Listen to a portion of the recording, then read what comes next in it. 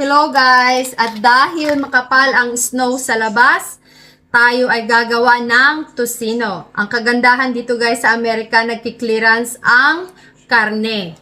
Oh, tignan nyo. Buy one, get one free. Kaya Wow! magte-take a chance tayo, magte-take advantage.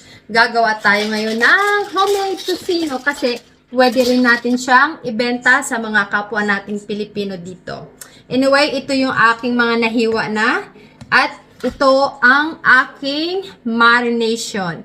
Imamarinate natin siya ng 24 hours.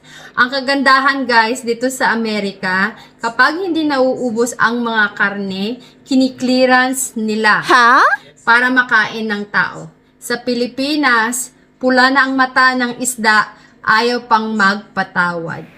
Sabi nga nila, ate, may kasalanan ka ba? Bakit kailangan mong humingi ng tawad?